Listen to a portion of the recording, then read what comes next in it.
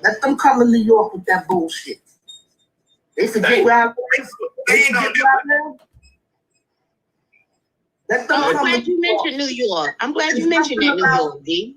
It was something about some bullets and that dude that looked like he wanted to be Suge Knight over there. Marshmallow. Yeah. Okay. I shoot real well. A good percentage out of my right hand. I go for the headshot in the chest. That's all. Bring that bullshit if you want to. See, people need to understand something. Stop fucking with people if you don't know what's behind them. Stop fucking with people and bullying people. I don't like that shit. I was always the one in school to fuck the bully up. And they can say what they want over there, and that shit's starting to get on my nerves, and they got a limit to it now. If everybody came into this fight for this man is fighting for his motherfucking life. This ain't no Captain Crunch and fucking Rice Krispies game. This man is fighting for his life, and every time we think we start to get something together for everybody to unite, because they're strengthening numbers, period. Here comes some bullshit. You got this crazy woman over there burning the cars. That car got burnt 2 weeks ago. So why are you putting it out now? Because this dude is up for possibility of getting a bail. Then you got them over there, oh, don't say nothing about her. Don't say nothing about her. I got freedom of speech. If not, stop my fucking heart from me talking. You ain't gonna do that. But I'm so sick of this man. What hurt me was to hear him put Marquita, of all people, up there for her to tell that lie. We chased her down the street. It's jealousy. We jealous of Dana. Bitch, you ran up there and told everybody that had ears, oh, my husband's a boxer. No, your husband's a fucking convicted fucking felon who robbed a bank. And I told them, I warned them, stop fucking with people that ain't fucking with you. Because see, if you think you're going to tell somebody the truth and you got some made up lies, I'm going to come speak your truth for you. Denise got up there and said, what about Kevin? She need to thank Kevin. Because if Kevin was to ever open his mouth, that bitch would be in jail and CPS them to sweep her fucking house. Now catch that dirt. Now that was some tea there, baby.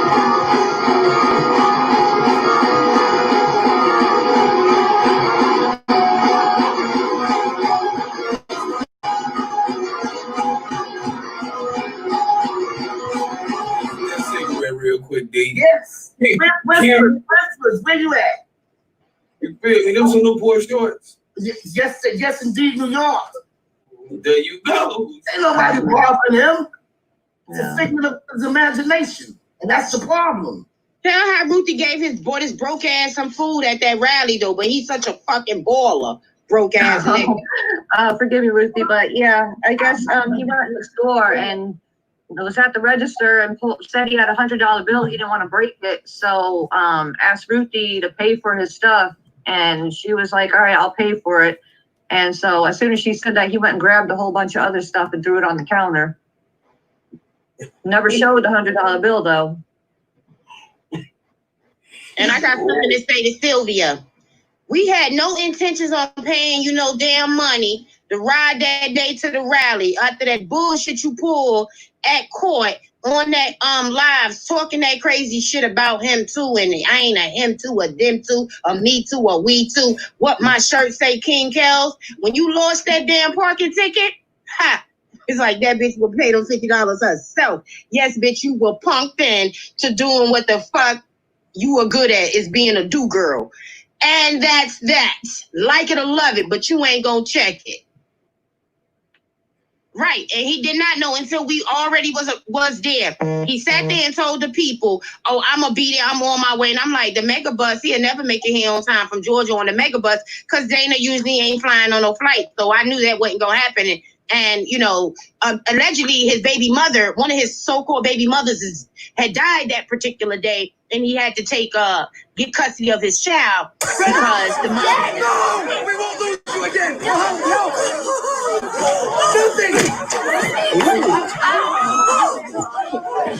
She's not bleeding.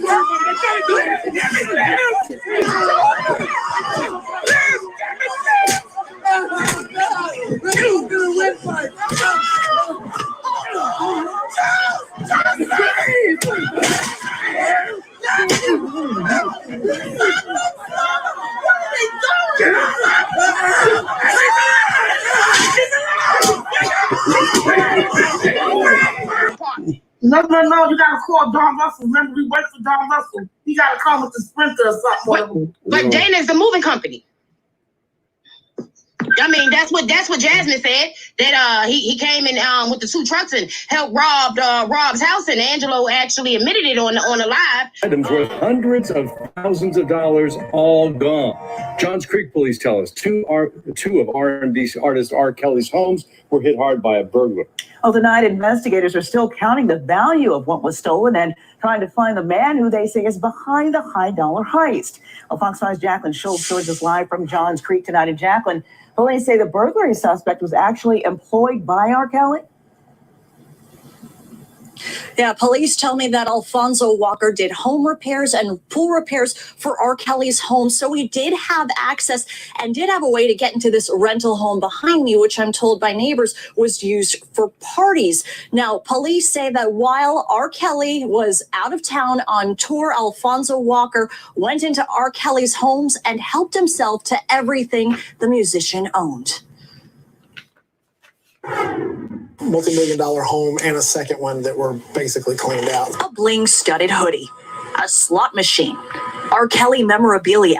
These are the items police say were taken from the R&B superstar's 2 Johns Creek homes by a man hired to do house repairs for the singer, Alfonso Walker, also known as Doc. Police say while R. Kelly was out of town on tour.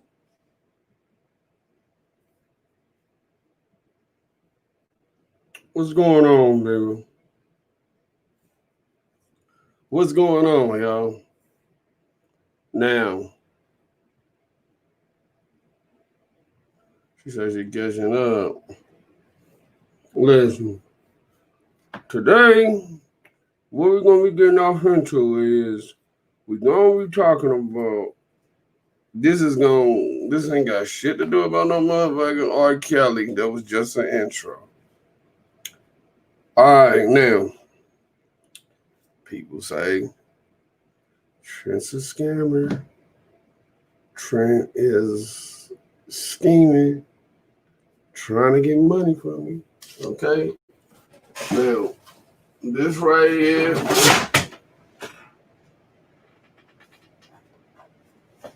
All right. This is something that you get. Okay. Where these cost a lot. This gets you a lot of money. All right. Now, that's a certification. Okay. That could get you. What's going on? What's going on, Ebony? So listen, that's a certification, man, that can get you anywhere from about Oh, this like fucking me up. Okay, there we go. That certification, man, can get you a job, man, paying you about anywhere from 100 to about 150. In some cases, $250,000. Let's see. Typical CISSP salary. All right, now, want y'all see this. All right, now, this is about the average salary of somebody who has a CISSP. All right. Now, you see right here, even down here it says $125,470.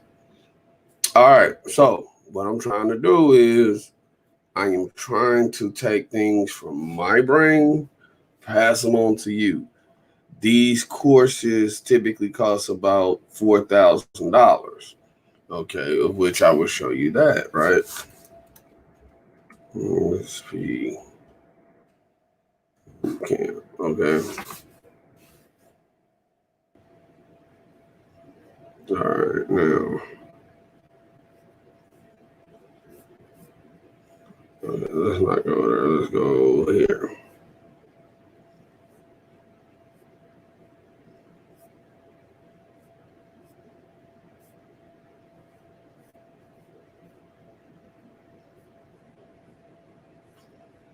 Okay, so I wanted to show y'all something real quick.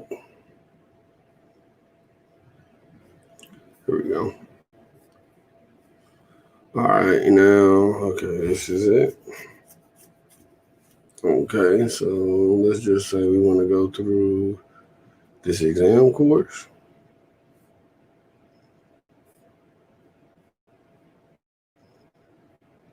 Okay.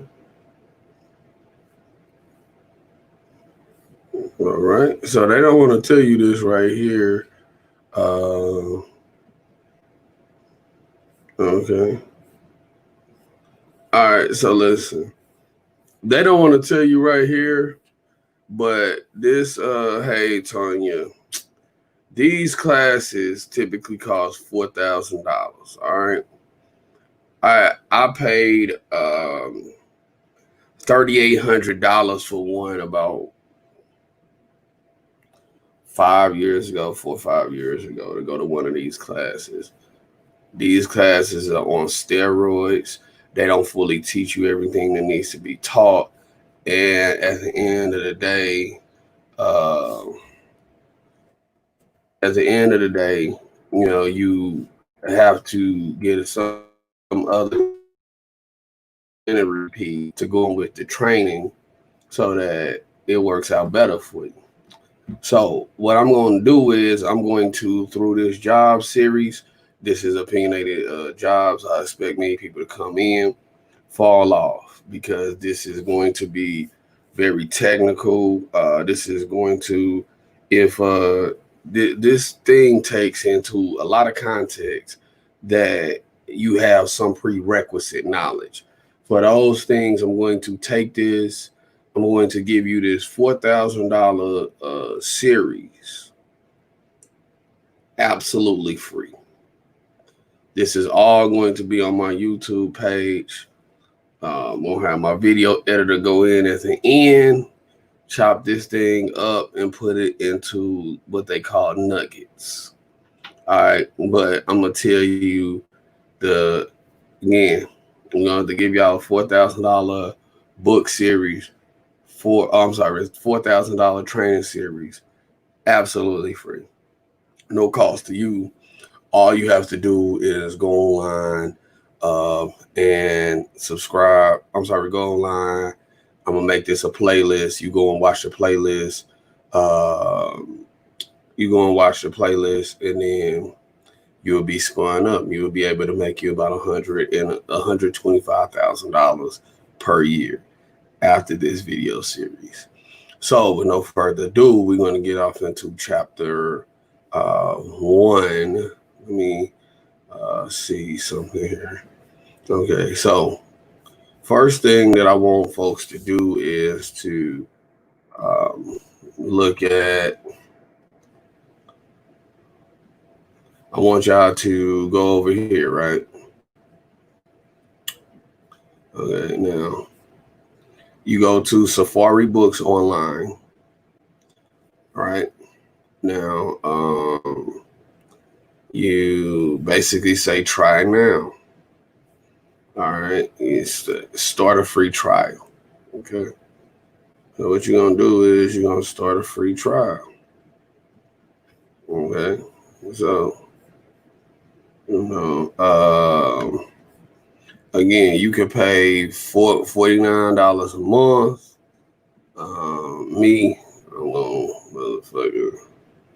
I'm about to finesse the game real quick. You can get 10 days for free. Okay, so let's just start with Trent. Let's go with opinionated at Gmail. Let's go with. Notice these ain't no dollar for the scheme password, y'all. All right, so I want y'all to go over here. I'm gonna walk y'all all the way through this, okay? All right, heard about y'all right here. Okay, now, okay, you see that? You see how we get access to a whole catalog of books. Now, if you really, really, really want to be ghetto, okay, because we gonna ghettoize this, because what they do is, hold on, let me go right here. The way that they do this is that they intentionally hide specific knowledge from Black people in plain sight, or they put it in plain sight, but they make it inaccessible. So everybody loves to say, "Oh, Trent, you are very intelligent," and I appreciate those sentiments. I really, truly do. However, I have read some things, and I know places to look for things that the typical man would not know to look. So this right here, if you choose to sign up and give your credit card, then again, you can, get this book series and shit like that for free, more or less. You go to Safari Books online. Now, each one of these books in and of themselves costs anywhere from $40 to about $100+. Okay. However, you go over here to O'Reilly, you go to Safari Books online, right? If you work for the Department of Defense or the military, it's absolutely free.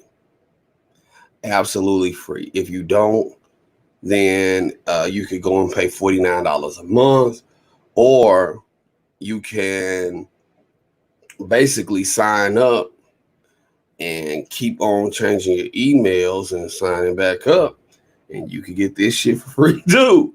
I mean, it just depends on what you want to do. All right, because I'm trying to ghettoize the learning.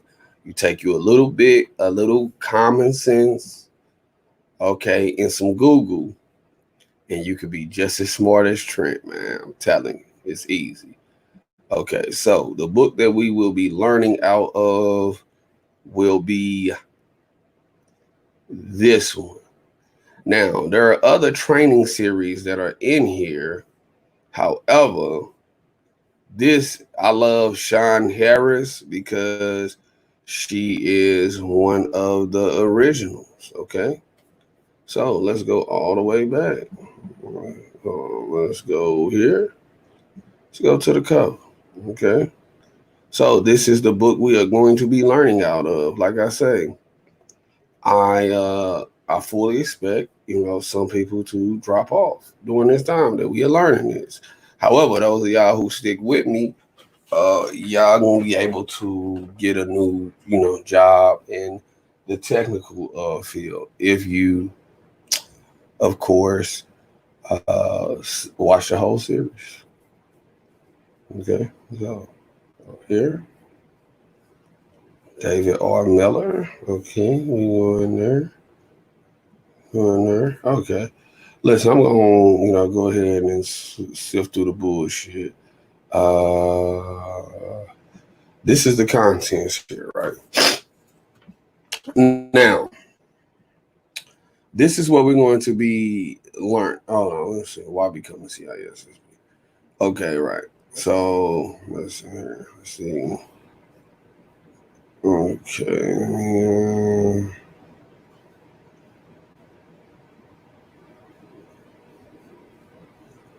Okay, so let me see my computer. We'll read that to you.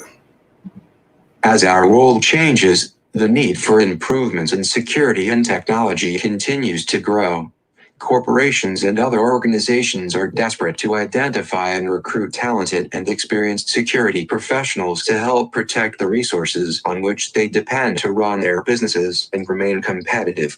As a certified information systems security professional, CISSP, you will be seen as a security professional of proven ability who has successfully met a predefined standard of knowledge and experience that is well understood and respected throughout the industry. By keeping this certification current, you will demonstrate your dedication to staying abreast of security developments. Consider some of the reasons for attaining the CISSP certification. To broaden your current knowledge of security concepts and practices. To demonstrate your expertise as a seasoned security professional. To become more marketable in a competitive workforce. To increase your salary and be eligible for more employment opportunities. To bring improved security expertise to your current occupation. To show a dedication to the security discipline. The CISSP certification helps companies identify which individuals have the ability, knowledge, and experience necessary to implement solid security practices, perform risk analysis, identify necessary countermeasures, and help the organization as a whole protect its facility, network, systems, and information. The CISSP certification also shows potential employers you have achieved a level of proficiency and expertise in skill sets and knowledge required by the security industry. The increasing importance placed on security and corporate success will only continue in the future, leading to even greater demands for highly skilled security professionals.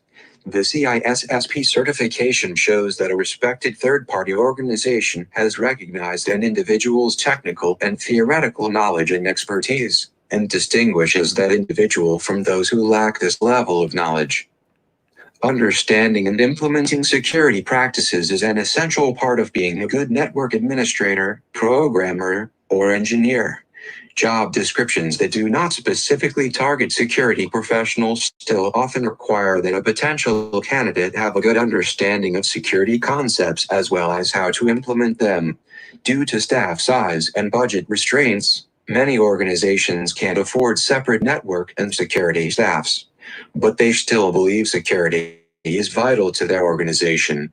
Thus, they often try to combine knowledge of technology and security into a single role. With a CISSP designation, you can put yourself head and shoulders above other individuals in this regard. The CISSP exam, because the CISSP exam covers the 8 domains making up the CISSP CBK, it is often described as being an inch deep and a mile wide, a reference to the fact that many questions on the exam are not very detailed and do not require you to be an expert in every subject. However, the questions do require you to be familiar with many different security subjects. As of the 18th of December 2017, the CISSP exam comes in 2 versions depending on the language in which the test is written. The English version is now a computer adaptive test, CAT, in which the number of questions you are asked depends on your measured level of knowledge but ranges from 100 to 150. Of these, 25 questions will not count toward your score, as they are being evaluated for inclusion in future exams. This is why they are sometimes called pretest questions. Essentially, The easier it is for the test software to determine your level of proficiency, the fewer questions you'll get. Regardless of how many questions you are presented, though, you will have no more than 3 hours to complete the test. When the system has successfully assessed your level of knowledge, the test will end regardless of how long you've been at it. Exam tip cat questions are intentionally designed to feel hard based on the system's estimate of your knowledge, so don't be discouraged. Just don't get bogged down, because you must answer at least 100 questions in 3 hours. The non-English version of the CISSP exam is also computer-based but not adaptive and comprises 250 questions, which must be answered in no more than 6 hours. Like the Now listen, all the rest of that shit ain't really important. All the rest of that shit is not really that important, all right? Now we're gonna jump forward, okay? Now, so this is security and risk management, okay? I'm gonna have to damn that. Now, y'all gonna, some of y'all, if you are truly interested, you're gonna have to read along. So now, this is the security and risk management. Okay, now we are going to go over the terminology, the principles, protection control types, security frameworks, models, standards, best practices, laws, crimes, intellectual property, data breaches, risk management, threat modeling, continuity and disaster recovery, personnel security, and security governance. Okay, so hey, what's going on? Again, if you're over here for the R. Kelly stuff, it will be no R. Kelly stuff. This is a job series. We going over how to get a job in information technology. If you are here, you see somebody new hop in the chat, please tell them that this is a job training series of which I, fictitious Dr. Trent Gabriel McIntosh, PhD, you feel me? I am going to be training the people on how to get jobs in information technology and the security vector, which is $1/8 million per year, is the earning potential coming through the door with this certification. All right. Now, anybody who is over here and you watch my training series, and as long as you can email me, I will sign off and verify you as being a CISSP. At the end of this course, I will sponsor and endorse you. Period. All right. So, okay, there we go.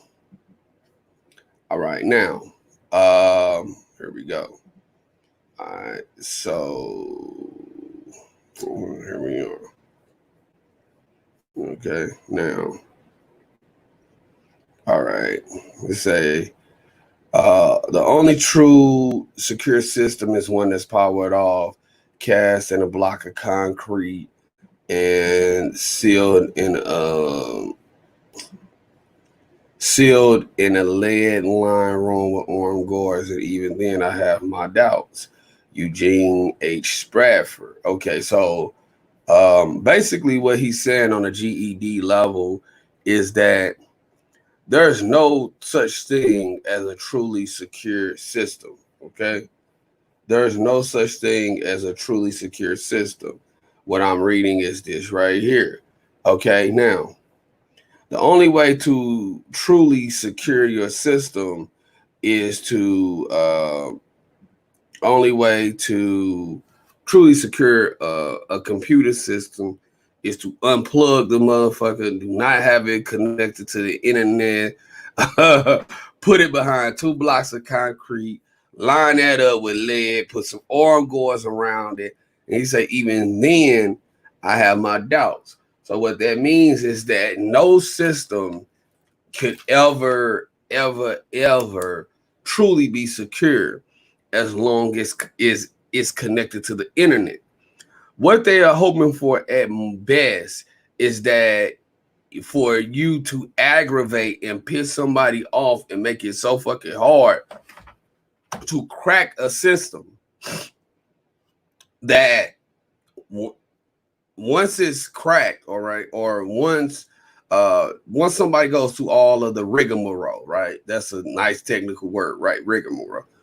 Once somebody goes through the rigmarole of trying to crack that system, that they're gonna be so frustrated, they're gonna be exhausted so much time, and by that time it could take several years to crack some hashing algorithms. It could take a long ass time. Okay, so when you are building in security, understand you are not making things absolutely secure. You're just making it extremely difficult to crack. Okay. All right. Now it says, in reality, organizations have many other things to do than practice security. Businesses exist to make money. Okay, of course. Most non-for-profit organizations exist to offer some type of service as charity, education, blah, blah, blah, blah, blah, blah. None of them exist to deploy, maintain firewalls, intrusion detection systems, identity management technologies, and encryption devices. Okay, so now I'm going to stop right there because I got to break it down on the GED level. All right. Okay, so let me go ahead and break this down for you on the GED level. All right, now,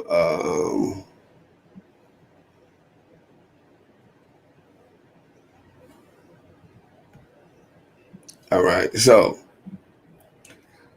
okay, so this second highlighted portion, okay, what it is saying is that you have, when you are setting up an IT system, you have to understand that your strategic goals of that information technology system must align with the corporate interests. Whatever that corporate interest is, what you are doing, what you are implementing, it has to align with what the best practice, the best standard, etc. is for that company or organization. It says most nonprofit organizations offer some type of service, as a charity, a religious. They don't exist to deploy and maintain firewalls. If you know what a firewall is, great. If you don't, let me explain what a firewall is. A firewall is basically a nice fancy term that is given to a system, so to say. It's really, when people hear firewall, they hear firewall and then they think it's something that's so technical. Okay, we'll tell you what a firewall is. Okay, let me find a piece of paper over here. Okay.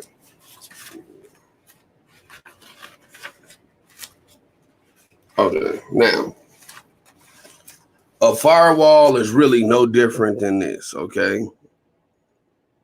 Okay, these are some notes I got written down. Let me turn this light back on. All right, these are some notes that I got written down. Hopefully y'all can see them. Okay. Now, a firewall is a technical way of reading down some rules. Okay. It's called an access control list. All right. Now, what an access control list does is it gives you a set of rules, a set of instructions, in order to redirect or to basically govern the traffic. Okay, so let me I'm gonna go ahead and type this over here. Okay, now let me break this down on a scientific level for you. Okay, now when you are looking at a firewall, right, all that a firewall does is it takes what you already know, or it takes the things that you are looking at, right? 1 second. Let me share this to my community wall. Give me 1 second, people. I'm sorry here. I wanna.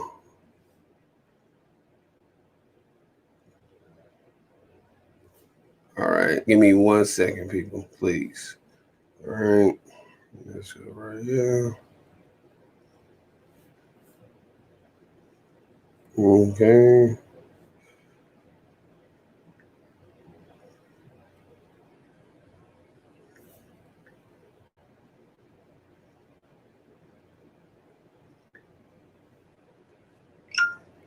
Okay. So, give me 1 more second. I gotta share this out on my Facebook page to let people know kind of where we are.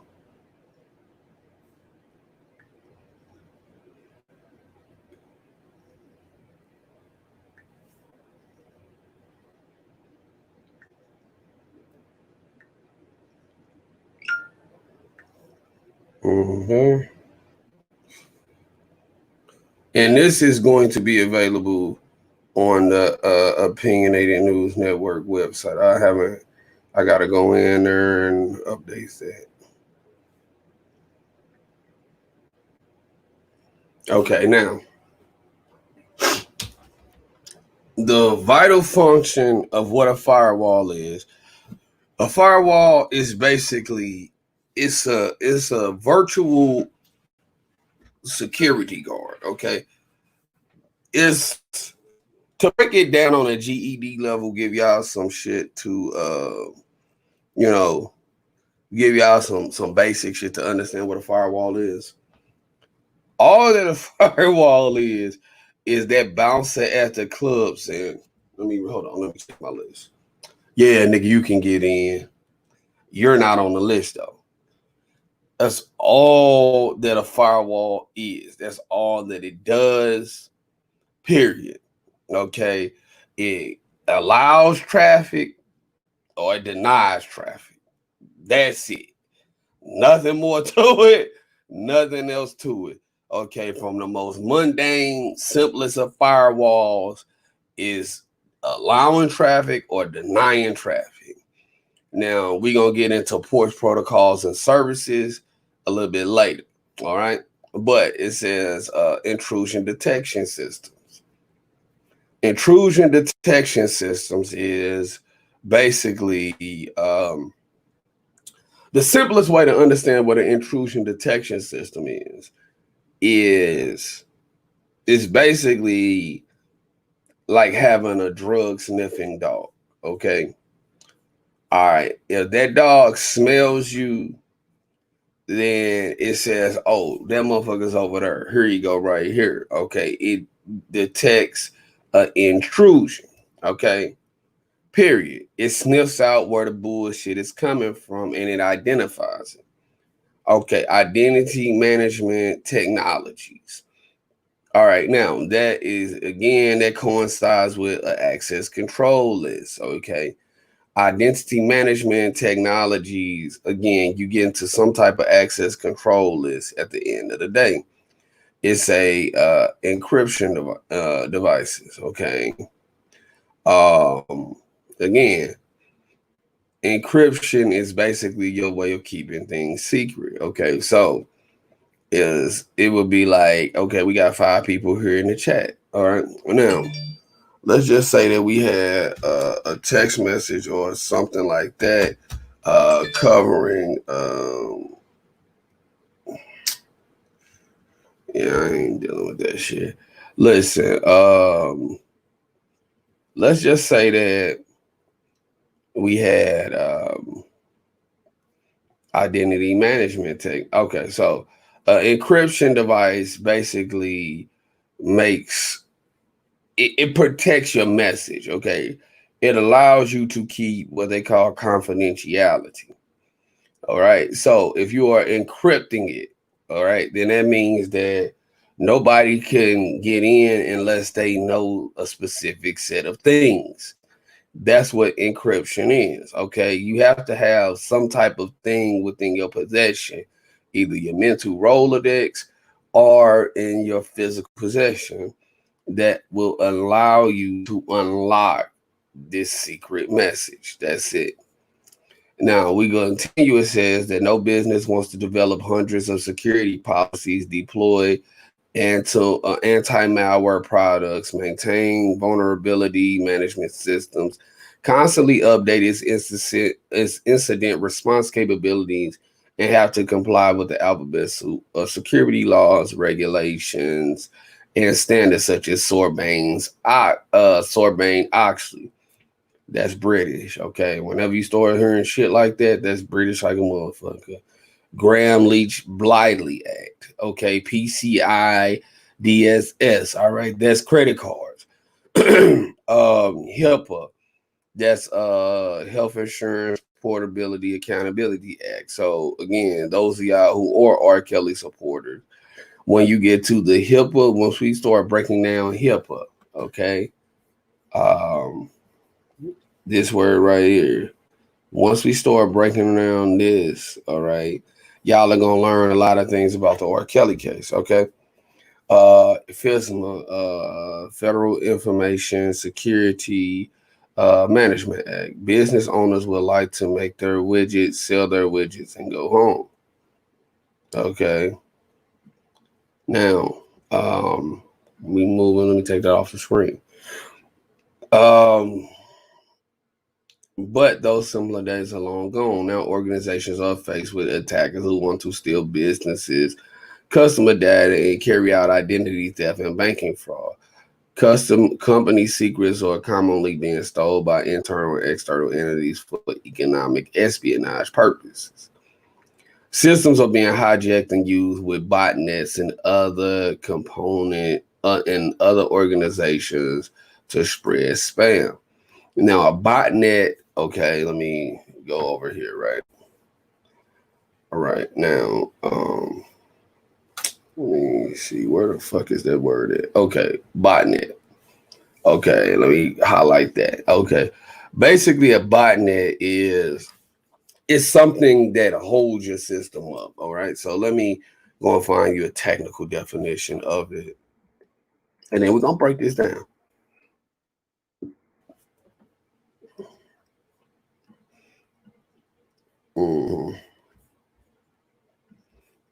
All right, now this is what a botnet is, okay? Right, let's write botnet in the chat, okay? What is a botnet? Okay, this is the question that we have to ask. What is a botnet? All right, so a botnet is... All right, a botnet is right here, all right? Now, when you see that this comes from Palo Alto, all right, a lot of government systems use Palo Alto, right? So it's a short for a robot network. It's a network of computers infected by malware that are under control of a single attacking party known as a buyer herder. Each individual machine under that is known as a botnet. Okay, how is it created? They're created by infecting multiple computers with malware. Okay, malware is a virus, right? I'm sorry, it's not a virus, but malware is infectious type of activity, okay? Is infectious type of activities, because the nice sexy term everybody loves to say is virus, okay? But there are other things that go on with your computer outside of virus. So company secrets are commonly stolen by internal and external entities for economic espionage. Systems are hijacked and used without botnets to attack other organizations or spread spam. Company funds are secretly siphoned off through complex and hard to identify digital methods, commonly organized by criminal rings in different countries. Okay. And then, all right. So now now we're gonna move right on along to to here, because again, I don't really want to get into so much of that build up for what we got to actually get to. The build up is that shit will wear your ass out and put you to sleep. Okay, so let's go to the fundamentals of the fundamentals of security. All right, now we're gonna cut this off in about 15 minutes because I want to do this I'm gonna do this over a series of like 1 hour lives, bro. I'm not gonna wear y'all the fuck out with this stuff. Okay, we're liable to do a bunch of 1 hour series. We're gonna collect them all and we're gonna create a playlist. We need to understand the core goals of securities in order to provide availability, integrity, and confidentiality protection for critical assets. Each asset will require different levels of these types of protections, and we will see in the following sections. All security controls and safeguards, blah, blah, blah, blah, blah, AIC. Okay, so basically what the AIC triad is this is how you make a system. This is the AIC triad that they are talking about is availability, integrity, confidentiality. Okay. So, all right, now with available, okay. All right, so this on a GED level, all right, this is what women be looking for in a husband. You need to be available. All right, just think of this as your boo. All right, think about this as your husband, ladies who are in the chat. Fellas, think about this as your wife. All right, now with the AIC triad, basically, let me go ahead and silence that shit. Get on my goddamn nerves. All right, with the AIC triad is you pretty much are talking about are you available? Are you there when I need you to be there? A lot of ladies say that they want somebody who's gonna be there for them, right? You gonna be there for me when I need you. Security, all right? We all want security. You get married for security. You look for security with the person who you are with. Like, yo, me and you, we tight, we bonded, we are secure. Whether it's financial stability, whether it's any type of stability, you are looking for security. Integrity. What integrity means in this AIC triad is I can count on you to stand by your word. Period. I'm counting on you to stand by your word, standing by your product. Okay, when they start talking about integrity, I have been ensured that this is what it says it is. Okay, so the quickest way, parents, all of the parents who are in the chat right now, the quick way to build integrity with your kids is by doing what you say you're gonna do. All right. Have y'all ever been to like Disney World? Y'all ever went to the movies, to a park or a carnival, and you see a parent that's there, but you can see it all in their face that they're clearly not there? Okay. In IT, that the reason why that happens is because shit, they done told their kids, yeah, man, I'm gonna take you. Yeah, I'm gonna take you. Man, I'm gonna get you the new J's, little mine. I'm gonna get you the new Jordans. And once you put your word out there as a parent, you don't want to go back on your word. It's called integrity. Confidentiality. Okay, that means that you and me are talking. This is a privileged conversation. What we say here stays here. Okay, it stays between you and I. That's what they're talking about when they start talking about confidentiality. Okay, so when you combine all of those principles, all right, we're going to break this down. We're going to call the AIC triad. We're going to call that the dating principle because we're going to ghettoize this learning, okay? So the AIC Triad, right, is the dating principle, okay? As a matter of fact, we're going to go over here and we're going to write this up in Google Notes, okay? I'm sorry, Google Docs. Okay, now, all right, because we are going to create a Google document that is going to be, let's see right here. All right, so I'm going to create this Google document. All right, and I'm going to put this over on my Patreon too, okay? So this is going over on my Patreon, okay? So, you know, if you want access to this document, we are going to put this over on Patreon. All right, now we're going to title this. We're going to title this CISSP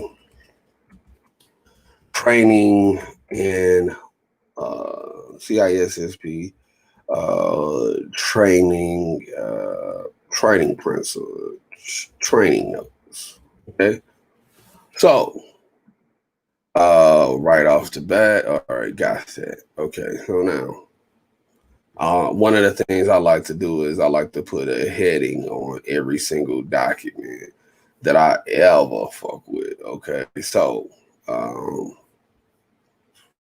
okay, so here we go. So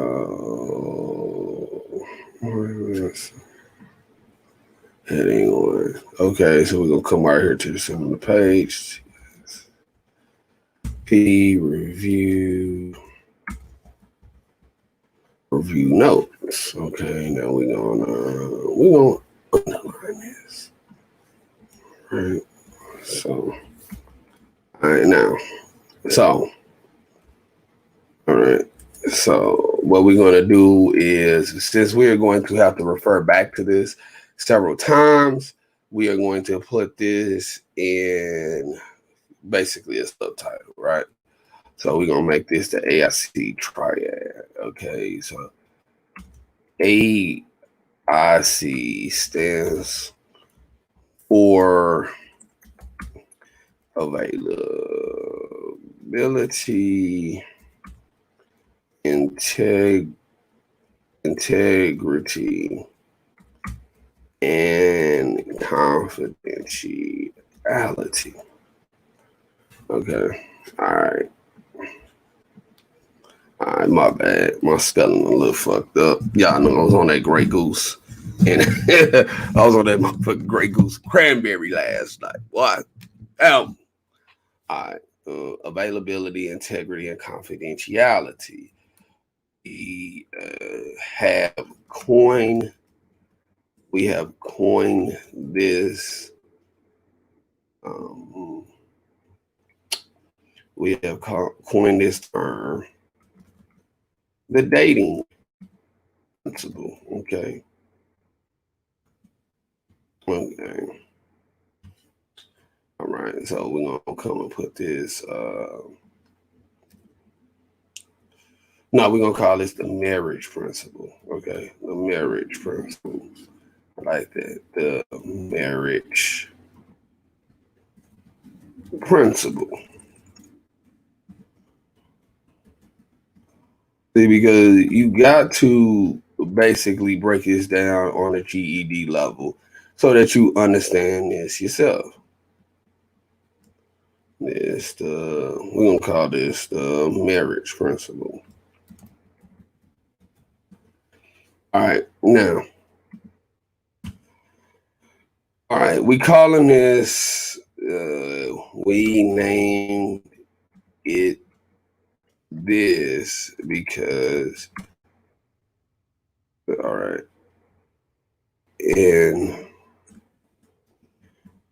marriage, you need someone who has time for you when you need time.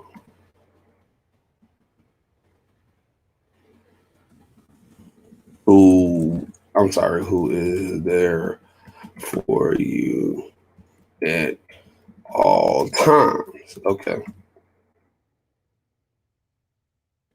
Hence, availability. Okay. I spelled that shit wrong. I knew it. All right. Yeah. So, all right. My spelling is off this morning, bro. You want you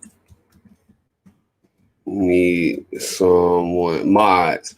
Please flood my Patreon in the chat. You need someone who will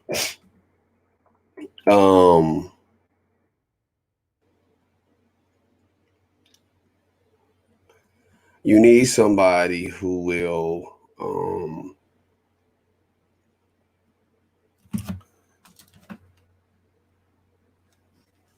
all right, no, yeah.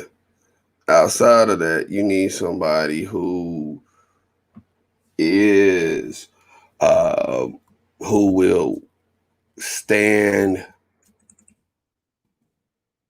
by their word, okay, and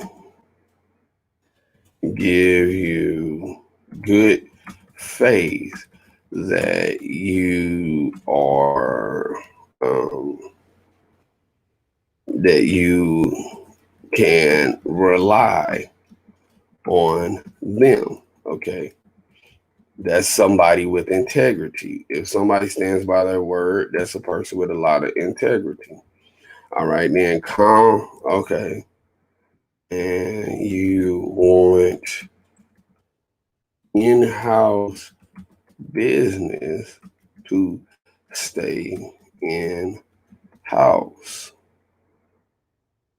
You don't want your business in the streets. Okay, hence confidentiality.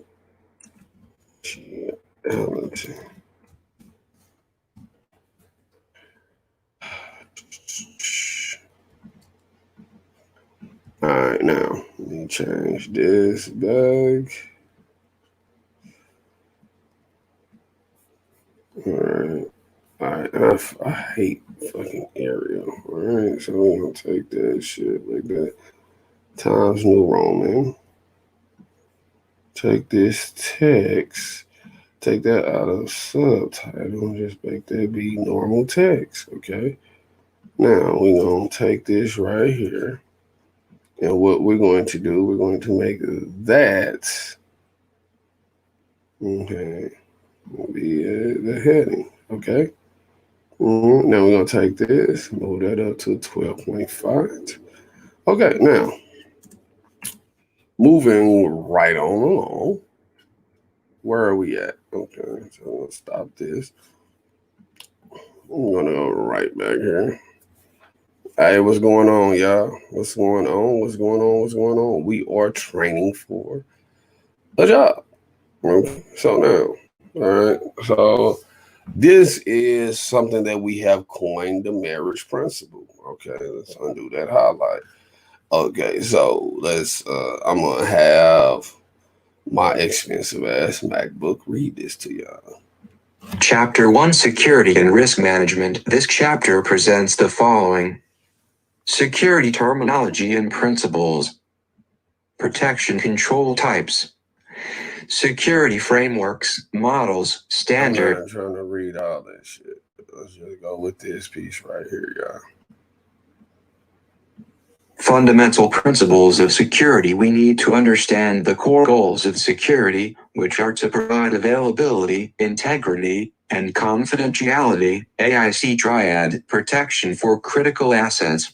Each asset will require different levels of these types of protection, as we will see in the following sections. All security controls, mechanisms, and safeguards are implemented to provide one or more of these protection types, and all risks, threats, and vulnerabilities are measured for their potential capability to compromise one or all of the AIC principles.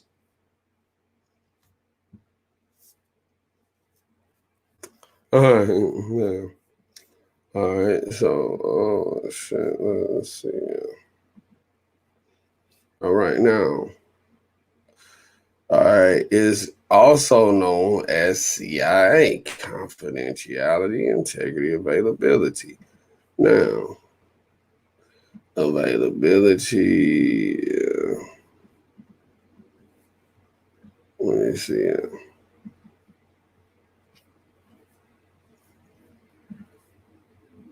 Availability protection ensures reliability and timely access to data and resources to authorized individuals. Network devices, computers, and applications should provide adequate functionality to perform in a predictable manner with an acceptable level of performance. They should be able to recover from disruptions in a secure and quick fashion so productivity is not negatively affected. Necessary protection mechanisms must be in place to protect against inside and outside threats that could affect the availability and productivity of all business processing components. Like many things in life, ensuring the availability of the necessary resources within an organization sounds easier to accomplish than it really is. Networks have many pieces that must stay up and running: routers, switches, DNS servers, DHCP servers, proxies, firewalls, and so on. Software has many components that must be executing in a healthy manner: operating system, applications, anti-malware software, and so forth. And an organization's operations can potentially be negatively affected by environmental aspects such as fire, flood, HVAC issues, or electrical problems, natural disasters, and physical theft or attacks.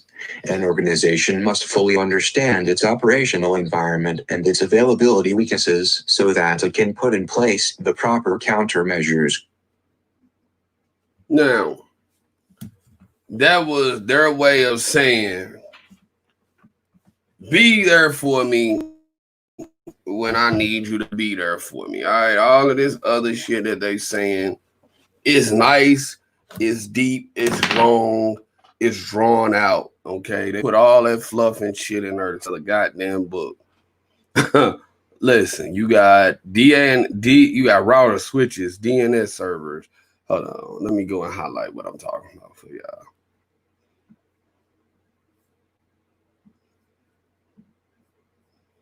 All right, listen. All of this shit is all goddamn fluff. All right, of course.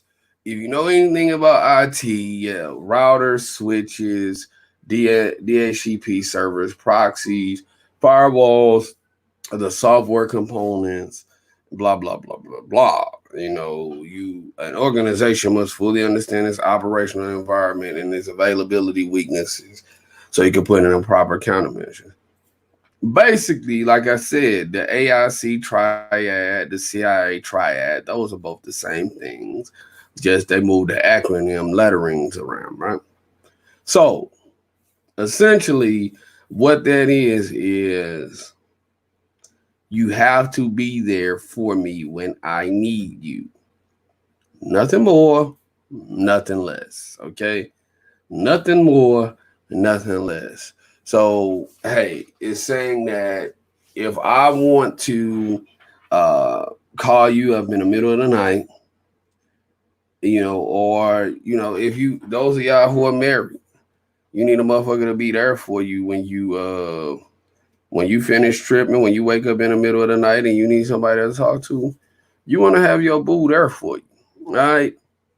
That is it. All right. When they start talking about this availability, is these router switches, DNS service, DHCP service, y'all have to be reliable. Y'all have to be there. Y'all have to be available when I need you. Now, most of these systems never turn off, but they do fail. All systems fail. There's problems built in with every system. So what it is saying is that, you have to assess your things to see where it's weak at. What's the possibility of this failing? Once it fails, then what do you have? Do you have a backup? Okay, so to go deeper off into it, all right, a lot of people, right? Let's take Will and Jada, for example. All right, let me break this down to y'all like this. All right, because this is how deep we finna go with this shit. Let me find a little picture of Will and Jada. You understand this? Will and Jada. Okay. All right, so excuse me, man. I got the fuck up too fast.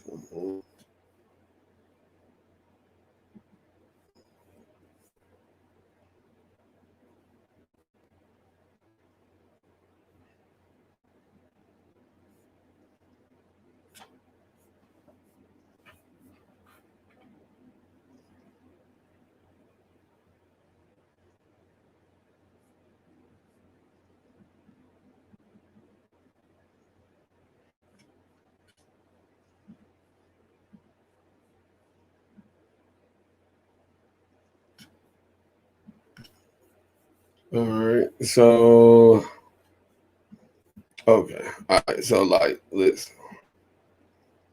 talk about this. All right, now Will and Jada. This is what all of this technical shit. Let me show y'all how simple this shit is. Okay, Will and Jada, two people who are men. The CIA Triad. All right, now confidentiality, availability, integrity. All right, so listen, I need you to be there for me. I need you to be there for me. Availability. All right. When we listened to the Red Table Talk the other day on Will and Jada, you were not there for me when I needed you to be. Okay. You're not there for me. All right. Now, hold on.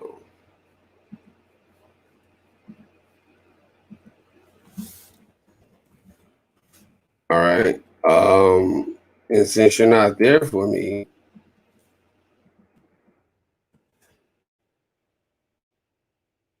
then hey, I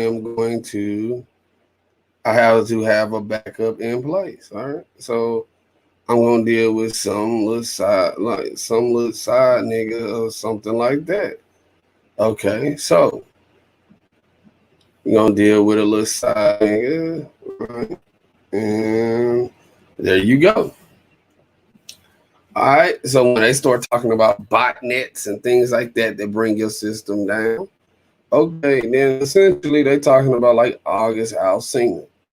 Okay, they talking about August Alsina. Like I know that this is a very funny way of really explaining this shit, but Will and Jada are the CIA Triad: confidentiality, integrity, uh, availability. You have to be emotionally available for the spouse, right? Much of the argument that's going on right now is about, okay, was he wasn't there for it, he wasn't there for me, blah blah blah blah blah. All right, that is Jada's argument. Okay, integrity. Stay true to the vows of marriage. Okay, or move on, or you maintain your integrity. Okay, me and you are married. Okay, so they only have one principle working in their marriage, but we keeping it on course with what we're talking about here. All right, now you got confidentiality. What we do here stays here. You need to stay in the house. If me and you are in love with each other, what happens in our house needs to stay in our house. It don't need to be in August Alsina's house. because I confided in you. I made you my wife. I gave you a vow. Confided. Confidentiality. See how those two things go together? That's called an entanglement. All right. So, but yo, confided in this guy, right? I made you my wife. I got confidence in you that you're going to abide by your marriage vow. I am. I'm here. Let's talk about it. Red table talk. Integrity. You feel me? Or yeah, that's integrity. I'm staying true to I'm staying true to the vows of our marriage. Okay, let me switch back to Will real quick, y'all. Let me switch back to Will.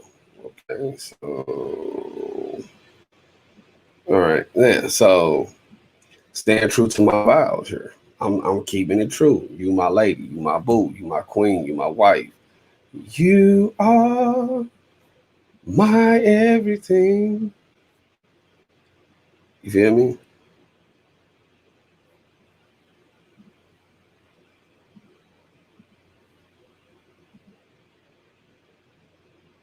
All right, listen. Staying true to our family. Staying true to our love. Staying true to whatever it is that we are putting together. We got to stay true to that. The gripe is when you see Will Smith's face, right? Let me go ahead and find that for y'all, because you know I love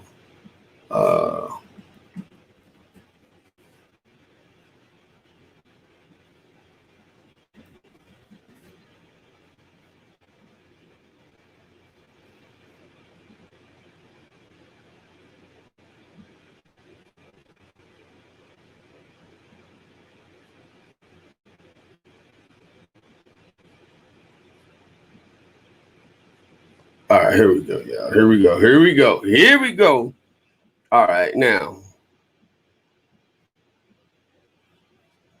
this right here, I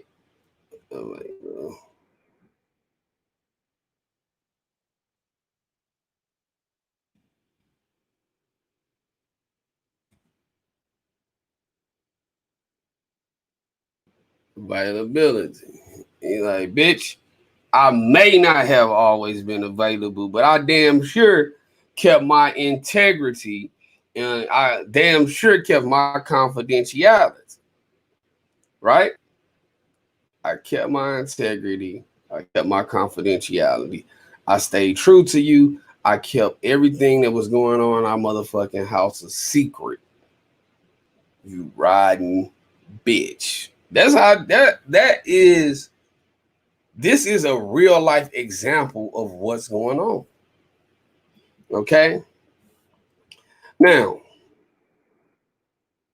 with him, you see that the most important thing to him is that he has a relationship with integrity. Okay, he has a relationship with integrity. Okay, most important thing to Will is that he has a relationship with integrity and confidentiality.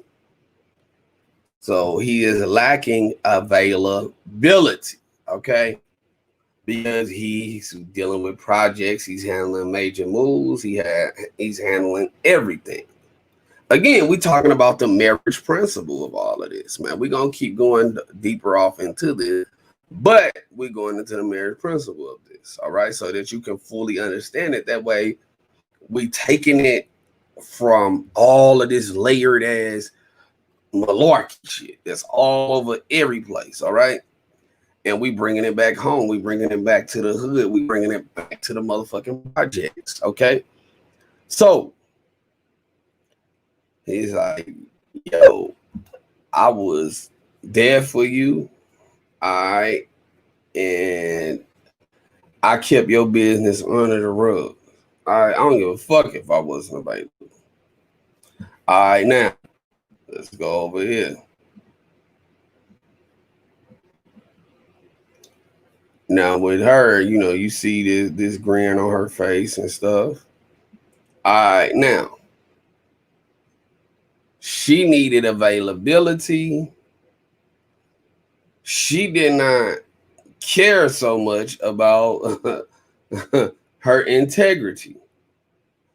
She wanted to keep it confidential until August Alsina went and told. But the integrity, she didn't care so much about integrity. So she had availability and confidentiality. Okay. So now, when you start talking about this AIC triad, right? How does this apply? Why have we gone here with it? The reason why we went here is because you have to you have to understand how all these things work. All right, now let's span back. Okay, let's look at this. Okay, where is it at? Okay, here it is. All right, so when we look at what we said for our marriage principle, all right, what we wrote about right here. All right, now, okay.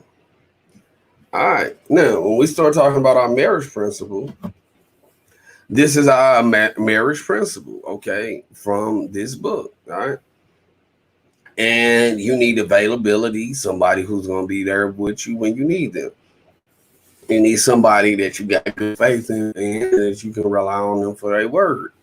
Okay, Jada was unreliable for her word. Okay, now, not once did she say, all right, you haven't been a good husband, you ain't been a good man, you ain't held me down, you ain't had my back. She's saying that I needed something else beyond what was going on. Or I fucked up and I made a mistake, but you weren't willing to forgive me for that mistake. That's something that they both agreed on. Okay, so, you know, hey, that's something that they both kept confidential because they still put up the facade. They still kept on going on, carrying on. All right. So the marriage principle, you are trying to be bound by these three things: availability, confidentiality, and integrity. So now we're gonna move back on to the text since we have that understanding. Again, any person with questions is welcome to call in at any given time. But since one's called in, we're gonna continue moving on. All right, so we already read. All right, so it said organization must fully understand its operational environment and its availability weaknesses so that it can put in place proper countermeasures. Okay, so let me double that up. All right, so now when Jada said, okay, when Jada basically went there and said that, yo, what's my countermeasure? Where can I go with this? What can I do? All right, then she saw out a countermeasure. Countermeasure, his name was August Alsina. All right. All right. Now, this is what companies do as well. Okay. So you may have a countermeasure that's in place to where I just stand along with the Will and Jada thing. All right, now August is there. He ain't got money like Will. He ain't got the pull like Will. He ain't got power connections like Will. He ain't got shit on his resume like Will. He's nice. He's young. He's sexy. He might be able to long stroke. Whatever. Okay. Now, this is what same way that people look at their security posture when they're doing IT. Oh, this shit is a distraction. I ain't gonna turn this shit around. Okay. This is the same way that people look at their security posture when they are doing IT.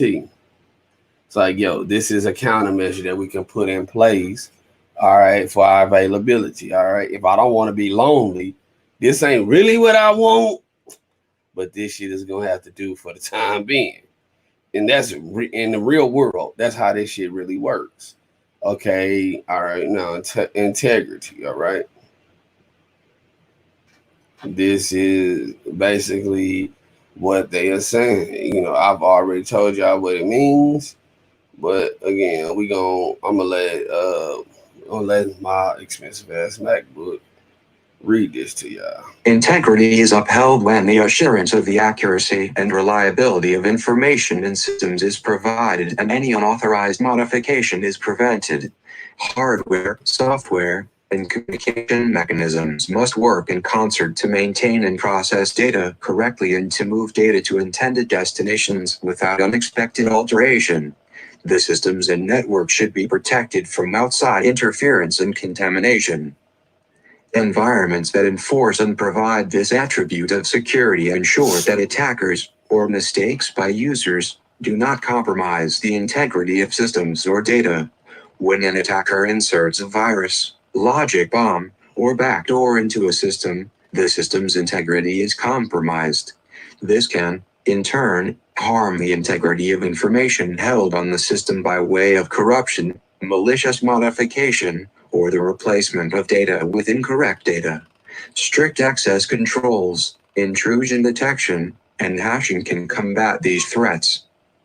Users usually affect a system or its data's integrity by mistake, although internal users may also commit malicious deeds. For example, users with a full hard drive may unwittingly delete configuration files under the mistaken assumption that deleting a file must be okay because they don't remember ever using it.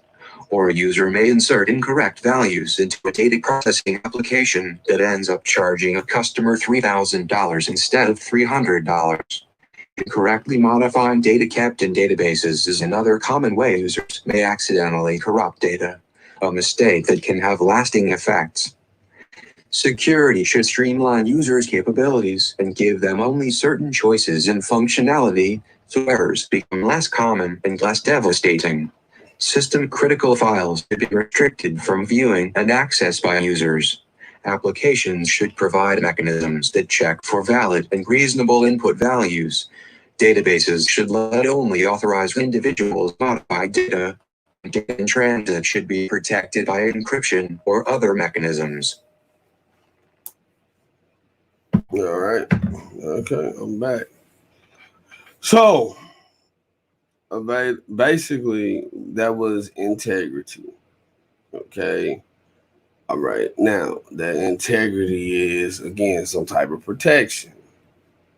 All right. Don't really exist in the real world, but it's a nice concept. Okay. Now, to continue on with what we were talking about, Jada played on Will's integrity. Okay.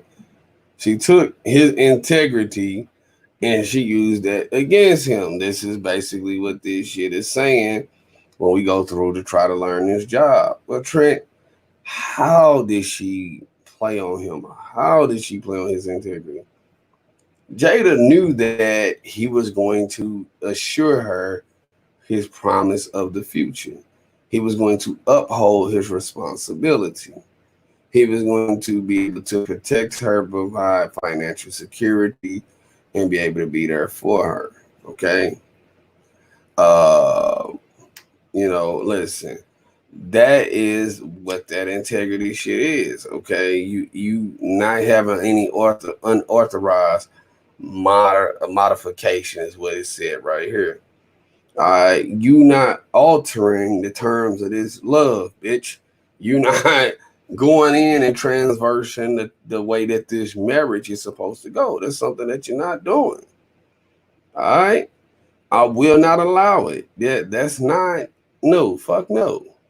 So this is integrity. That means on a technical level, it means that when you get it there, it's unmodified. Okay, it's unaltered. Nothing has been done to it. Okay, so fellas, that's essentially like when you've been fucking your girl for a long time and you know how big your thing is, but then you get you fuck your girl again, you're like, hold on, this shit kind of loose. Bitch, who you been fucking? She has had an unauthorized alteration, i.e. modification, And so she is no longer somebody who is of high integrity. Okay? This is no longer someone of high integrity. Moving right on along.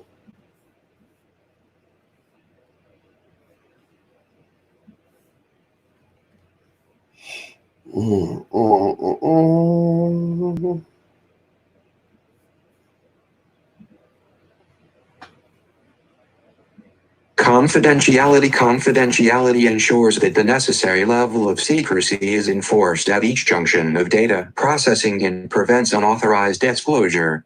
This level of secrecy should prevail while data resides on systems and devices within the network, as it is transmitted, and once it reaches its destination. Attackers can forward confidentiality mechanisms by network monitoring, shoulder surfing, stealing password files, breaking encryption schemes, and social engineering. These topics will be addressed in more depth in later chapters, but briefly, shoulder surfing is when a person looks over another person's shoulder and watches their keystrokes or views data as it appears on a computer screen.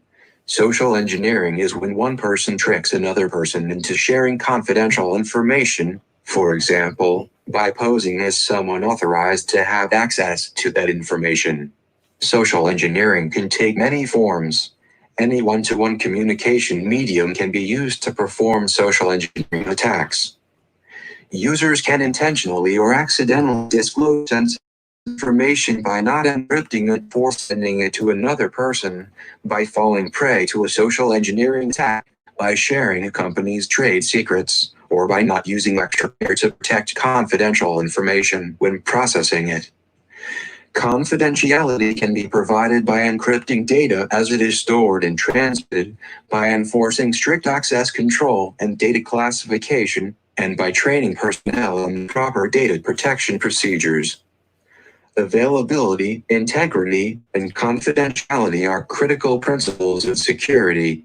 You should understand their meaning, how they are provided by different mechanisms, and how their absence can negatively affect an organization. Confidentiality, man. Listen, that prevents unauthorized disclosure. All right, all the rest of this shit is nice. This tells you everything beyond this first sentence. It tells you application. All right, whatever. All right, this is unauthorized disclosure. That's it. Okay. All right, unauthorized disclosure. All right, so now, again, when you are looking at this, right? When you look at where it is that.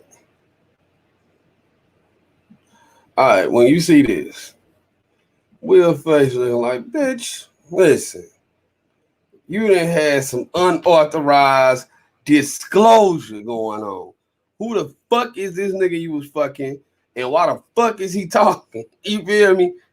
That's what it is, bro. All of this technical shit, bro. It's that, bro. It's just learning how learning how to connect the things you know with the things that you don't. Jay just breached the communication rule. She didn't tell Will she want to see what August. There you go, Miss Mel. See, now you understand it. All right, you spell August Alsina wrong, but I've been fucking up shit all morning, so shit, we'll roll with it. She fucked up the communication rule. Okay, there you go. There you go. She fucked it up. Okay, now let's go ahead and get back to our text. All right, here we go. Now, let's talk about balanced security. Okay, well, we'll read that thing on out. We're gonna start this thing off right. Balanced security in reality. When information security is dealt with, it is commonly only through the lens of keeping secrets secret, confidentiality. The integrity and availability threats can be overlooked and only dealt with after they are properly compromised. Some assets have a critical confidentiality requirement, company trade secrets. Some have critical integrity requirements, financial transaction values, and some have critical availability requirements, e-commerce web servers. Many people understand the concepts of the AIC Triad, but may not fully appreciate the complexity of implementing the necessary controls to provide all the protection these concepts cover. The following provides a short list of some of these controls and how they map to the components of the AIC Triad.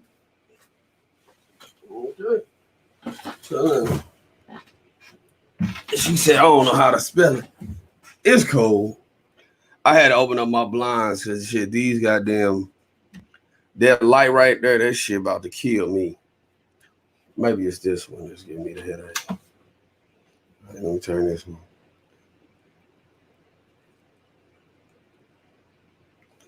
All right, wouldn't have occurred if she would have told him. Okay. All right, so listen, this says you got to keep secrets, okay? So this is, again, balanced security is what we are talking about when we say that this is the marriage principle. All right? This is the marriage principle. Hold on, let me find it, okay? All right, now. This is... Yeah. In reality, when information security is dealt with, it is commonly only through the lens of keeping secrets, confidentiality. The integrity and availability threats can be overlooked and only dealt with after they are properly compromised. Some assets have a critical confidentiality requirement, company trade secrets. Some have critical integrity requirements, financial transaction values, and some have critical availability requirements, e-commerce web servers. Many people understand the concepts of the AIC Triad, but may not fully appreciate the complexity of implementing the necessary controls to provide all the protection these concepts cover. The following provides a short list of some of these controls and how they map to the components of the AIC Triad. Okay, so now, I'm gonna tell. All right, so what we are going to basically do here, right? I'm gonna have to break this shit down because this is how I've been making my money for the last 15 years. All right, so some of this I'm gonna have to go outside of the context to teach y'all, but this is basically what it is. Okay. So RAID, that's a redundant array of independent disk. Okay. Now, when we go over here and when we start reading, right? Okay.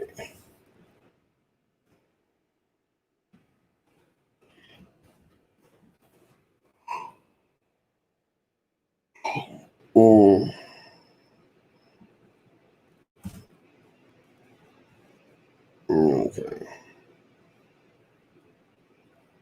All right.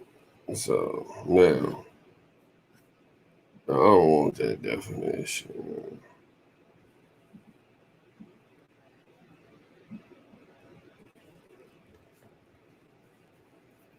A redundant array of independent disks. All right, there we go. Here we go.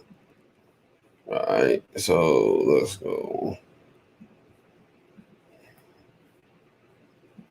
Okay.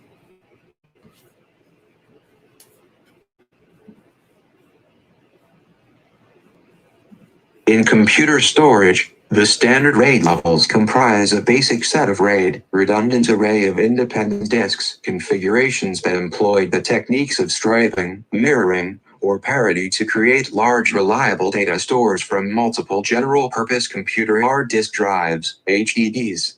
The most common types are RAID 0, striping, RAID 1, mirroring and its variants, RAID 5, distributed parity, and RAID 6, dual parity. RAID levels and their associated data formats are standardized by the Storage Networking Industry Association, SNIA, in the Common RAID Disk Drive Format, DDF, standard. 1. The numerical values only serve as identifiers and do not signify performance, reliability, generation, or any other metric. While most RAID levels can provide good protection against and recovery from hardware defects or defective sectors red errors, they do not provide any protection against data loss due to catastrophic failures, fire, water, or soft errors such as user error, software malfunction, or malware infection. For valuable data, RAID is only one building block of a larger data loss prevention and recovery scheme. It cannot replace a backup plan. All right, now, when you listen to all that shit, that's basically saying, oh, some street shit. What a raid is a nigga not keeping his whole stash in one spot. I hate to tell y'all this. Fuck it. Let me go get this lighting correct again. When you got a raid, I mean, raid, like, you know how the police raid. What a raid is let's just say I'm up in the game. I'm up. Fuck it. And we gonna ghetto ride this motherfucker all the way. All right, let's just say I'm up in the game, okay? These are the invoices, okay? What a RAID configuration is, when they start talking about RAID, that means that if all of these envelopes, right? If this is my dope stash, all right, I'm not gonna put all my dope all right here, keep it all collected. I'm gonna take some of my dope. I'm gonna take these letters. This represents my dope. I'm put them over there, right? Take some of my dope, put it in a stash house over here. Take some of my dope, put some of my dope over here, and then the rest of my dope, I'm gonna take it. I'm gonna put it over here, all right? So this is one stash of dope. This is two stashes of dope. Three stashes of dope. My fourth stash of dope. Now, it can be broken down into four stashes. It can be broken down into three stashes. It just depends on which one you fucking with, right? Now, okay, listen. This is ghettoized learning. Can y'all write ghettoized in the chat, please? This is ghettoized learning, man. I can't teach y'all, you know what I'm saying, the way that they do in college and shit. Because college is a place that I did not like when I went. All them fucking rules. I hate rules. Okay? This is our dope stash, all collected, okay? Now, we're going to go and walk through this because this is going to be essential. Okay? We're going to write over here again. All right, we're going to write over here that, okay, when it comes down to raids, right? Goes to raids.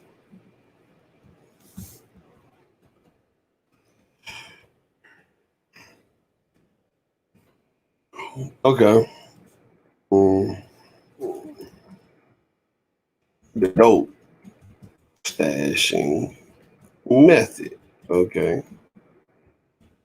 This is the dope stashing method. All right. This is ghettoized learning. Where the fuck is my dope? Period. Where is my dope?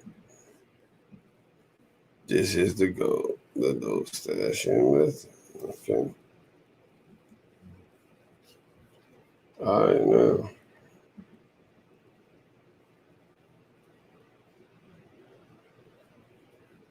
All right, so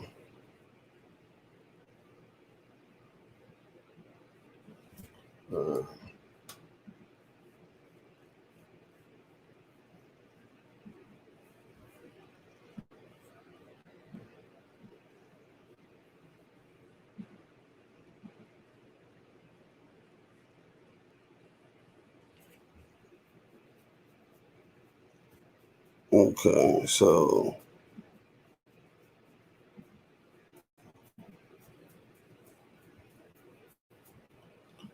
let me remove this hyperlink out of here.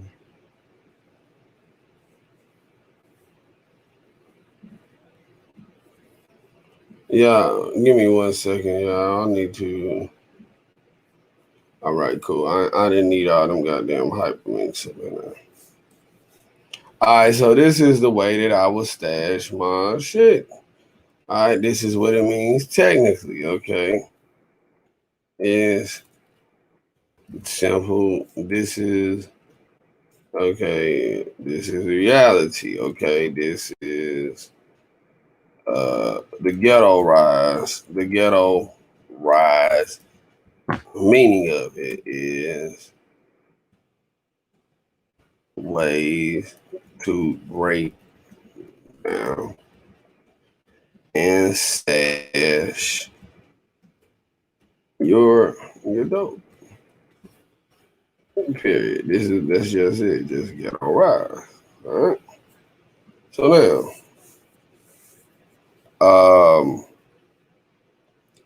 and again, after a while, I know I said this an hour ago, but I'm gonna get out of here in a little minute. I'm gonna go and get some rest, and then I'm gonna come back to y'all in a couple of hours when I wake back up, and I'm going to continue. I just don't want to burn myself out, bro, because I've been burning myself out a lot. All right, so now this is the ghetto rise way of learning what you're learning. All right, now, so when we take this, okay, all right, so when it talks about RAID, that's what RAID is: clustering, load balancing, redundant power lines, software and data backups, disk shadowing, co-location, all rollback function, failover configurations. So again, you come over here and it's going to basically teach you.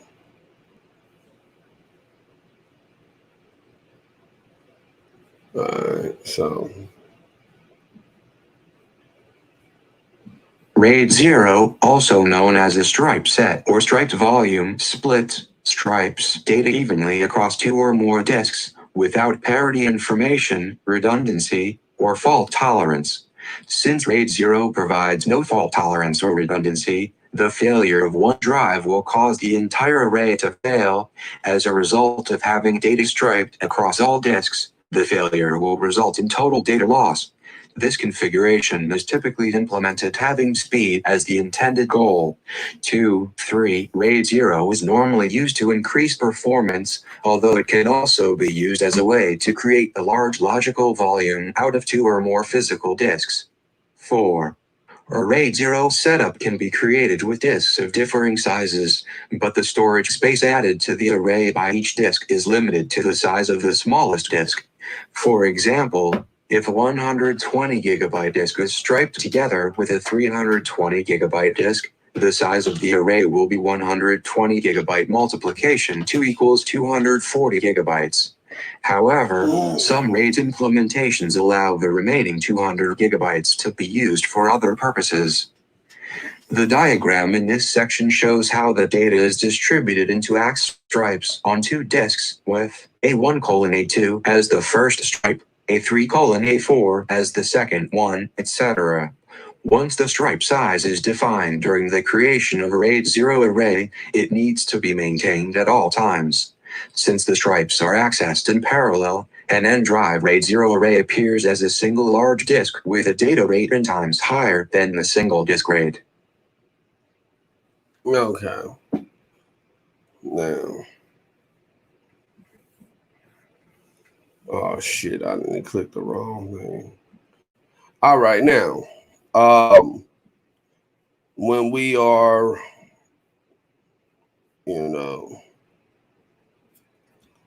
this is, well, yo, the conversation was meant to be about Will and JD, y'all. We got to get back focused. That was simply an example to drive home the point. All right. So with RAID 0, okay, with RAID 0, all right. So let's listen here. We have to get back focused, y'all.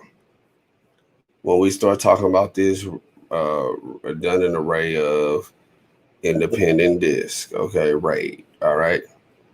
When we see that RAID right there, right? Yeah. Basically, what we're talking about here is this, okay?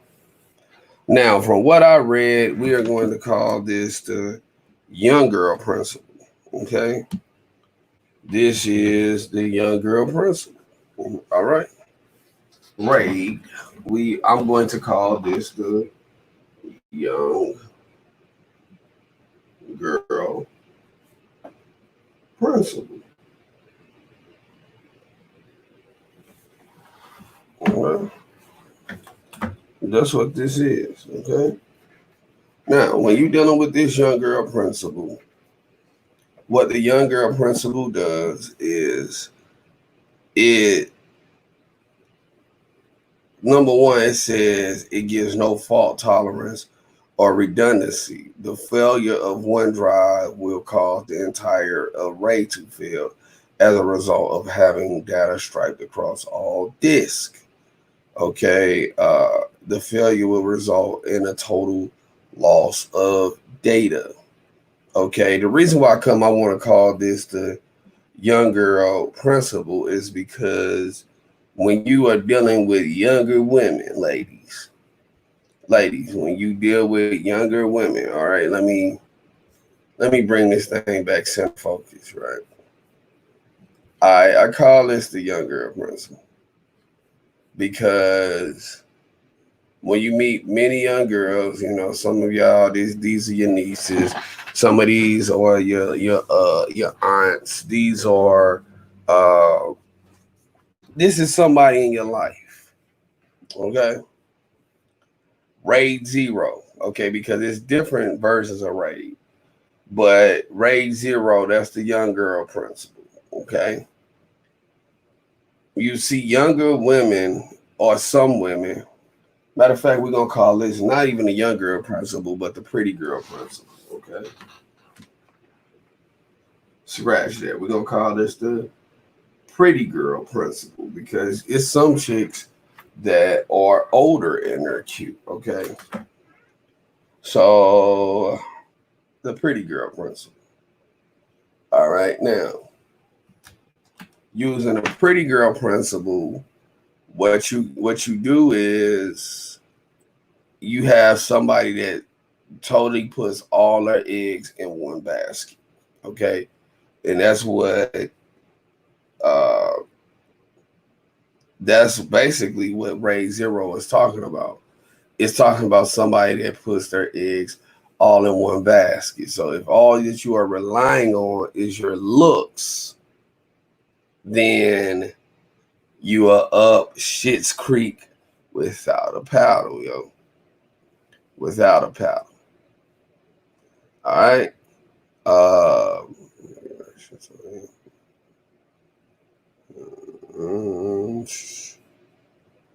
There are no increase.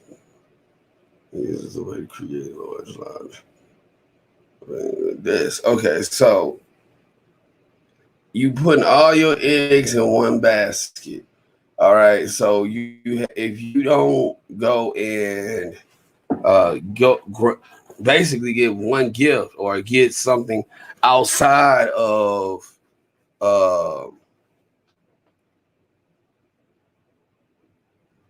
what was he really talking? Oh shit. My fault. Yeah, I'm sorry, y'all. We are talking about the CISSP. This is a job training course, okay?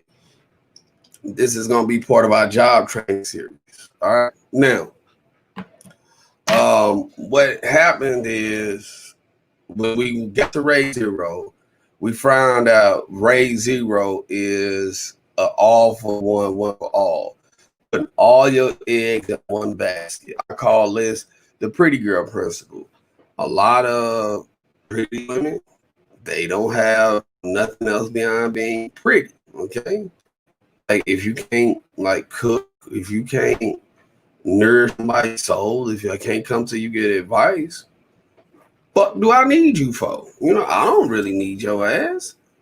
You know, I don't. Come on now, shit. This is the pretty girl principle, right? It goes on to say that it can be set up with discs of different sizes, but it only goes to the smallest disc. Okay, so again, this is like this again. RAID 0 is like this shit is like you putting all your eggs in this one basket. Okay, so listen, if you have a single point of failure, that's it. One single point of failure gonna fuck all your shit up. Okay, well, I'm gonna let this computer reread this to y'all because some of y'all are questioning this. RAID 0, also known as a stripe set or stripe volume, splits stripes data evenly across two or more disks without pair information, redundancy, or fault tolerance. Since RAID 0 provides no fault tolerance or redundancy, the failure of one drive will cause the entire array to fail. As a result of having data striped across all disks, the failure will result in total data loss. This configuration is typically implemented having speed as the intended goal. 3. RAID 0 is normally used to increase performance, although it can also be used as a way to create a large logical volume out of two or more physical disks. 4. A RAID 0 setup can be created with disks of differing sizes, but the storage space added to the array by each disk is limited to the size of the smallest disk. For example, if a 120 gigabyte disk is striped together with a 320 gigabyte disk, the size of the array will be 120 gigabyte multiplication 2 equals 240 gigabytes. However, some RAID implementations allow the remaining 200 gigabytes to be used for other purposes. The diagram in this section shows how the data is distributed into AX stripes on two disks, with A1:A2 as the first stripe, A3:A4 as the second one, etc. Once the stripe size is defined during the creation of a RAID 0 array, it needs to be maintained at all times. Since the stripes are accessed in parallel, an N-drive RAID 0 array appears as a single large disk with a data rate n times higher than the single disk RAID. Okay, out of that, you get the pretty girl principle. Okay, now, pretty much what it says is that since RAID 0 provides no fault tolerance or redundancy, the failure of one drive will cause the entire array to fail. As a result, having data striped across all disks, the failure will result in total data loss. That means that if I'm dating a chick, I'm her main dude. Let's say she got two other side dudes.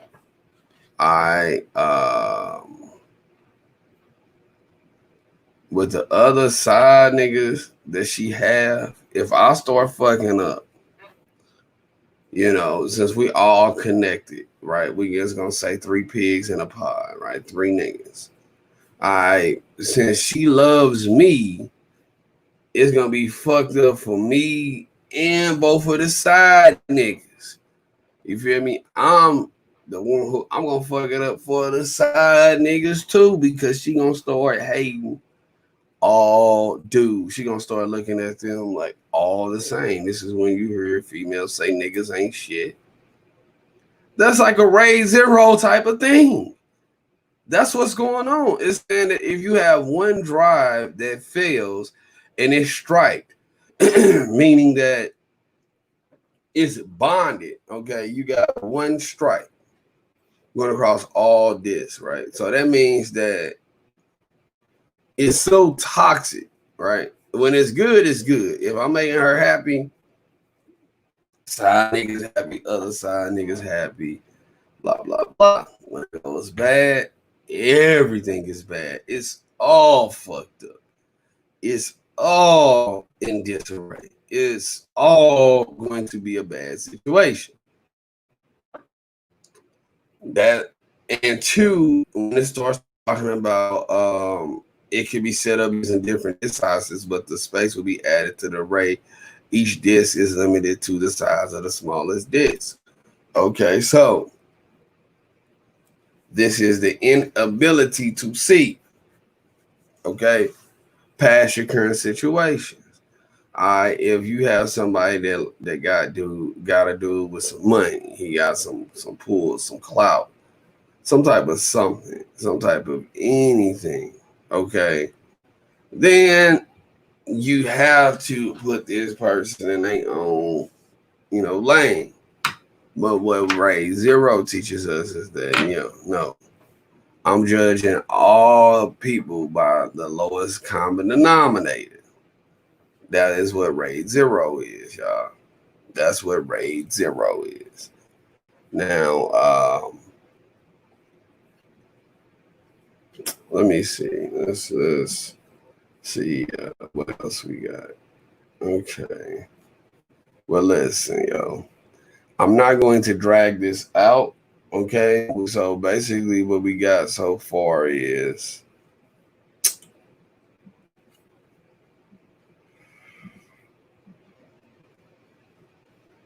all right, RAID is the way that you stash your dope, okay? That is the way that you stash your dope, all right? So it's ways that you're breaking your shit down and stash. Now, it's saying that we're going to get deeper off into what this means, all right? But we are going to talk about the RAID. We're going to talk about all of this stuff in depth. I'm going to take a power nap, y'all, because I'm tired. I think I might hang over. So after we take this power nap, y'all, we're going to come on back, all right? And then we're going to get off into RAID 1, 2, 3, 4, and 5, right? All right. And listen, let me take y'all to the bridge on the way on up out of here, yo.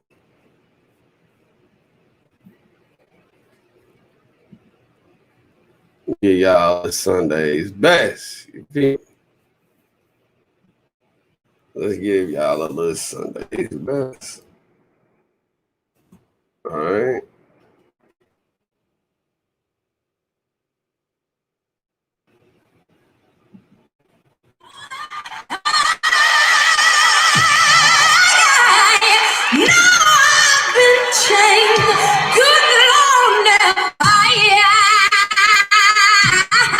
I've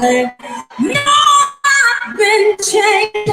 You know the angels in heaven done sign my name. Come on to heaven tonight, church.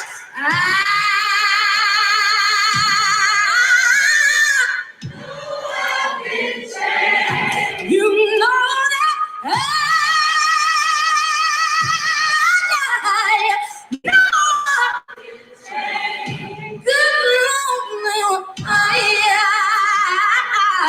I know I've been changed.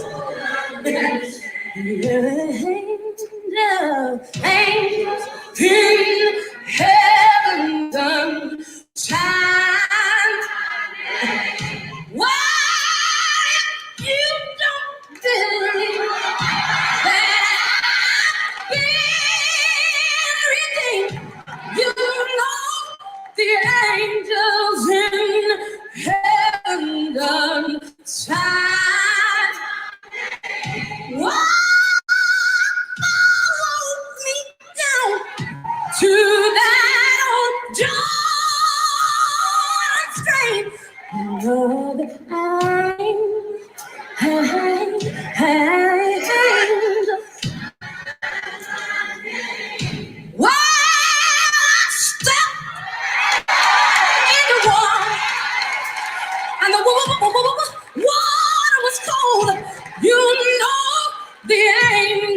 in heaven, yeah, done shine my name. What shield my body, but not my soul. Good Lord, the angels in heaven done shine. If you've been changing tonight, come on, help me sing it now. I know. Come on now. You know that I know. No. It sounds good. I know I've been changed. Things, heaven.